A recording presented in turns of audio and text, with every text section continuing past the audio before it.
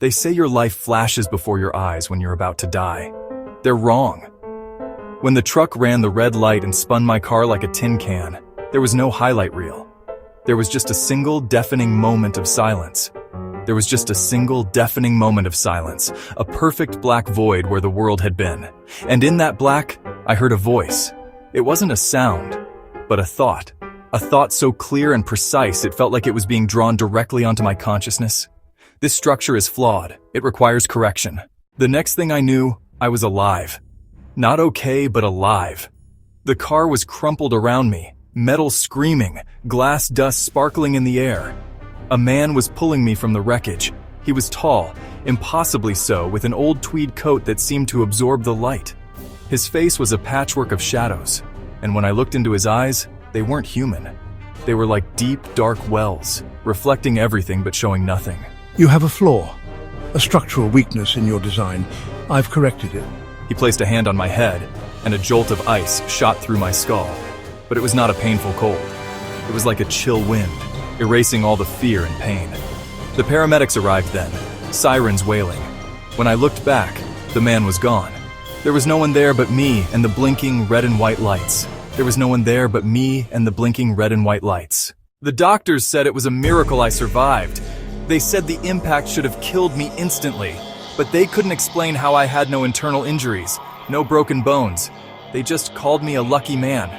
I never mentioned the man in the tweed coat. Who would believe me?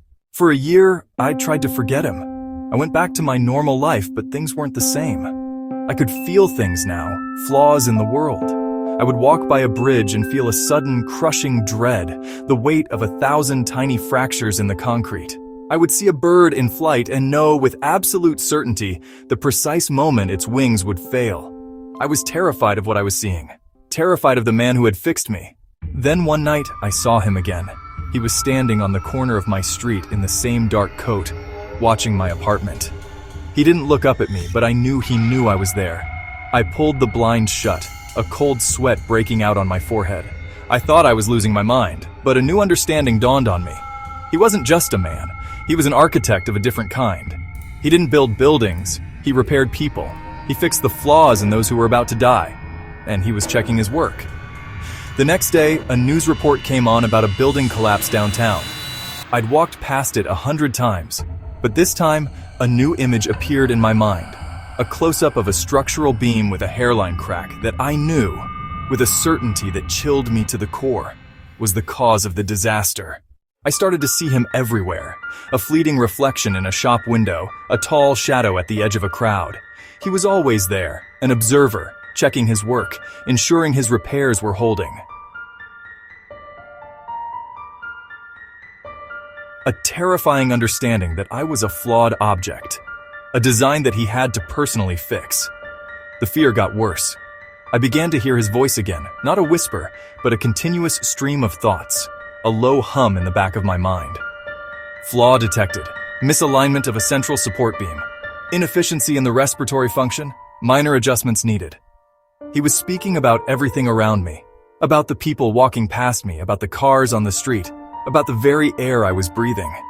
He wasn't just observing me, he was observing everything through my eyes. I was no longer a person. I was a tool, a new kind of camera he could use to find all the broken things in the world. Last night, I woke up screaming. I dreamed of a fire in my neighbor's house, and the dream felt more real than my waking life. I saw a man, my neighbor, running from the flames. The man in the tweed coat was standing there, watching him. The man in the tweed coat was standing there, watching him. This one is beyond repair. The foundational structure is too weak. When I looked into the man's eyes, they were no longer dark wells. I saw something new. I saw the reflections of 1,000 different faces, all of them looking back at me with the same cold, empty gaze. They were the people he had fixed, people who were now his tools, his eyes, his consciousness. I looked at my own reflection in the window. My eyes were no longer my own.